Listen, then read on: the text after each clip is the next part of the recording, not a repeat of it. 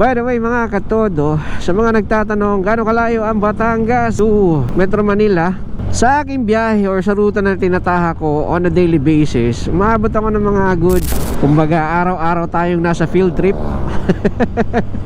Araw-araw tayong long ride. Kung hindi roadworthy ang ating motor, talaga namang mahirap din. Sa ngayon honestly wala naman tayong pang upgrade ng motor. Medyo ipit tayo sa pangangailangan natin ngayon, no? At lagi ko namang iniisip, hindi tayo forever na ganito. Darating ang araw makakaraos-raos din tayo, mga katsodo. Magandang araw mga katsodo. What's up guys, girls and boys, welcome back to our new video. Di po tayo nag-group ride guys. Sadyang nagkanda pila-pila lang kami dito. Pero magandang makita na para kaming nag-group ride. Di ko naman sila kilala, pero sabay-sabay kaming patungong Santa Rosa City. Ngayon ay nasa Kabuyaw tayo mga katsodo. And today pupunta tayong Marikina City guys. Gamit natin ang ating 2019 Honda Click 125i na kailangan na talaga ng matinding pagmamahal. Update sa ating channel. Sa Batangas na tayo manggagaling mga katodo. So from Tanawan, ang ating trabaho ay dito pa sa Metro Manila or doon pa sa Metro Manila. And alam nyo naman na matindi ang gastos. Matindi ang gastos sa gasolina. And speaking of gasolina, kung lagi tayong nagbi-big bike, talaga namang sabog ang bulsa natin dun. Kaya naman itong ating scooter, ito ang ating ipandi-daily, no? Actually dini-daily ko na siya for like 3 weeks na. Kumbaga araw-araw tayong nasa field trip. Araw-araw tayong long ride. Mabilis lang ang pauwi kasi madaling araw. Ang papunta sa Metro Manila ang medyo challenging kasi from Tanawan hindi naman tayo pwedeng mag-expressway, no? So dito tayo sa service road dumadaan. And ang dami nating bayan na mga dinadaanan. So nagbabayan-bayan tayo from Batangas, Laguna, Alabang, Muntinlupa, and then Taguig. So medyo matinding bakbakan yan on a regular day or on a weekday. Sa ngayon ay Sunday ito ng madaling araw na binablog natin. So kaya medyo maluwag guys ang daan kasi it's a Sunday early morning. So hindi ko alam kung saan na to, anong parte na ng Laguna. Laguna pa rin ito. So halos buong Laguna ay matadaanan natin on our daily basis na ride, no? At kaya tayo pupunta ng Marikina. Bakit? Kasi apart from una, bibisitahin talaga natin ang ating tropa. Kasi nga lagi siyang wala, no? And bihirang-bihira lang kami magkita. At the same time, pupuntahan natin yung nire-recommend niyang shop kung saan niya pinapagawa rin ang kanyang scooter. So tignan natin kasi para sa mga bago sa ating channel, medyo talagang kailangan na talaga ng pampering itong ating scooter mga katodo. And since 2019, ayun nga, hindi pa naman nagagalaw to. Alaga naman ito sa change oil, yung required change oil niya na parameter, alaga naman. Ang problema ngayon may nararamdaman na tayong hindi maganda sa kanyang manibela. Sobra na ang vibration. So papatignan natin, baka ball race na ang problema. Doon natin ipapagawa, no? By the way mga katodo, sa mga nagtatanong gaano kalayo ang Batangas to Metro Manila, sa aking biyahe or sa ruta na tinataha ko on a daily basis, umaabot ako ng mga good 58 to 62 kilometers, no? Nagbavary siya kasi kung minsan pagdating ko dyan sa Taguig, nagtitake ako ng ibang route para lang makatagos pa opisina. Kasi alam nyo naman ang traffic sa Metro Manila, diba? Malala. So kaya may mga variation yung ating takbuhan. Pero mga roughly around average siguro mga 60 kilometers one way, 120 balikan. So ganun kalayo lagi ang tinatahak natin. And kung hindi roadworthy ang ating motor, talaga namang mahirap din. Sa ngayon honestly wala naman tayong pang upgrade ng motor kasi medyo ipit tayo sa pangangailangan natin ngayon, no? Kaya eto muna ang ating ginagamit. Sa kotse rin kasi ganoon din eh. Pag nagkukotse naman expressway, ganoon din, mahal ang toll, mahal ang gas. So mas malaking tipid talaga. Sa tatlong sasakyan natin, no, yung isang big bike, yung kotse, tsaka ito di hamak na sobrang tipid. Yun nga lang, kailangan mo talaga magsakripisyo ng onte. Sakripisyo ng oras para alam mo yun, para makaraos sa pang-araw-araw, sa daily na biyahe papasok. It is what it is. That's how life is. So, you know, at lagi ko namang iniisip, hindi tayo forever na ganito. Darating ang araw, makakaraos-raos din tayo, mga katsyodo. Dito na ata tayo sa saan ba tayo? Pa San Pedro na ba to? Hindi pa. Crossing to ng ito, Santa Rosa na tayo, guys. Santa Rosa. Alrighty. Alright mga katsuado, so San Pedro na tayo, guys, no? Actually pa-exit na tayo ng San Pedro, Laguna. Malaking palatandaan ng ganon, na pa-exit na tayo itong maliit na burol na to, itong paakyat na to. So malapit na tayo, Alabang na ang susunod. And it's just 6:10 ng umaga. Umalis tayo ng bahay siguro mga around 5:15 ng madaling araw.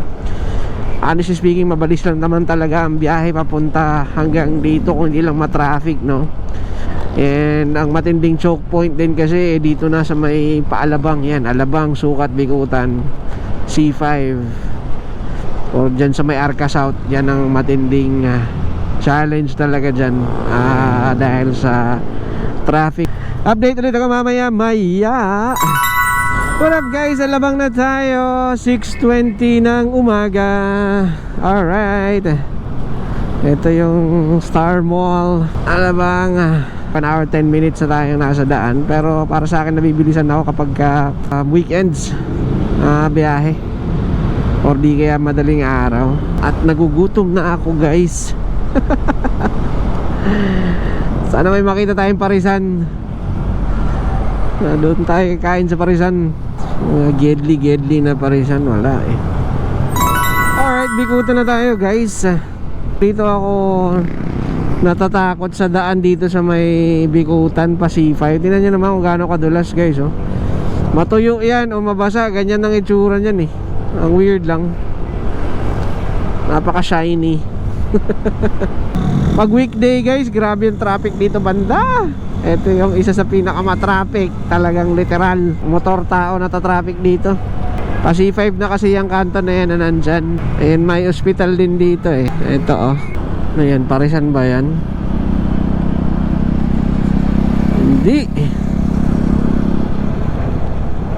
Hindi. Uy, bakit matcha? Oh my god.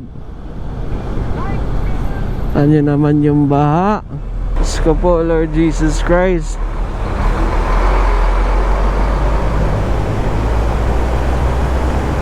Ay! Binaha pa nga talaga tayo sa Gidli.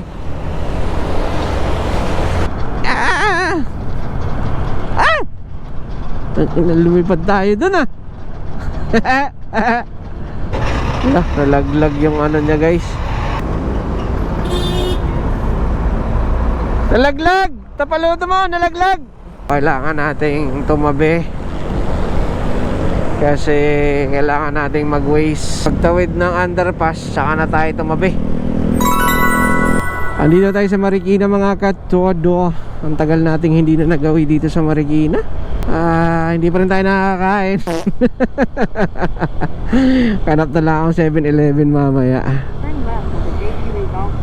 Turn left daw tayo dito sa JP Rizal. Alam ko ito yung daan papuntang Ampid eh, San Mateo. Kami ang tagal ko rin tumira dito sa Marikina. Nangka. Yan, tumira kami sa Nangka nung Bagyong Undoy. Doon kami sa Nangka inabot nun. Tapos alam ko tawid nung parang bridge dyan sa may Nangka, yun na yung Ampid. Nagawa ng kotse natin dito. Charet! Parang Marikina, parang hindi. What? Cute talaga ng daan dito sa Marikina. Lapit na. So yun na guys, kasama na natin si Ferdy. Ihatid niya tayo doon sa shop. And nice to see my brother back home. Usap lang kami ng kaunti doon sa kanila. At mamaya usap-usap ulit. Malapit lang siguro. Andito na siguro ata tayo. Ang ganda dito, parang ang payapa. Oo nga no. Siopaw Factory, JP Rizal. Oh, ang daming kainan. Makakain tayo guys. Makakakain tayo. Wala pa atang tao. Lapit lang. Oh. So ayun, nakarating na tayo sa shop. Pero sarado pa, so kakain muna kami. Good job. Makakain muna at home goods na tayo guys. Katsodo. Eto, pauwi na tayo guys. At buong araw tayo nasa labas, no? Sa araw ng linggo. Grabe to. Aray ko. 3:39 na, no? Ayan, nandito na tayo sa may Calamba ngayon. So malapit-lapit na ito. 20 minutes or so. 20 to 30 minutes. Hindi ka lang matraffic ng ganyan. Anyway mga katodo, okay naman ang gawa nila. So napalitan ng ball race itong ating Honda Click 125i version 2 2019. And na FI cleaning na rin ito. So grabe ang tindi ng dumi nung nilinisan din yung fuel filter, no? Grabe talaga. Kasi biruin mo, ito yung pinakauna niyang FI cleaning. Actually, ito yung pinakauna niyang pagbaklas dito. Hindi ko na napakita, pero na-feature tayo sa page ng RDG Moto Supply. Kasama natin ang ating tropa, kaibigan at kapatid na si Ferdy. So nahuli kami dong nagmamarites. Ang nagustuhan ko lang napakapulido ng gawa nila. And so far wala ako hindi ko naramdam yung vibration na nang aagaw, no? Kumbaga yung manibela na nangaagaw, medyo nawala na siya.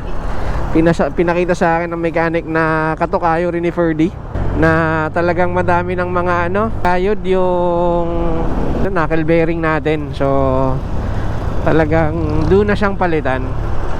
Although sabi niya hindi pa naman grabe, pero marami na siyang mga kayod. So yung nararamdaman ko palang vibration na parang pakiramdam ko grabe na, hindi pa daw hindi pa daw siya ganun kagrabe, sabi ni Sir Ferdy, no? Ferdy the mechanic. So ayun, sobrang laki ng pagpapasalamat natin, of course, sa ating pong may kapal dito sa ating biyahe ngayon. Eto, pauwi na tayo, malapit tayo sa bahay. At ginabayan tayo sa aking pinakamamahal na partner din, na talaga namang pinagbibigyan tayo sa ating mga motorcycle na errands, no? And concern din kasi yun, gawa ng yung condition ng motor din, kailangan na rin talaga niyang ipaayos para safe din tayo sa araw-araw nating biyahe. And of course sa aking tropa, kapatid, kaibigan na si Ferdy, thank you so much. And it's nice to see you again, brother. Hopefully soon, pagbalik mo, kita ulit tayo. And ayun mga katodo, once again, thank you so much guys. And don't forget to like, share, comment, and of course subscribe. Click mo na rin yung notification button dyan sa baba para updated ka sa lahat ng ating mga videos. And of course, wag natin kakalimutan na sa lahat ng mga pangarap natin, maliliit man yan o malaki, sipagan natin, kilusan natin, at syempre ito doon natin lagi. Peace out guys. Brr.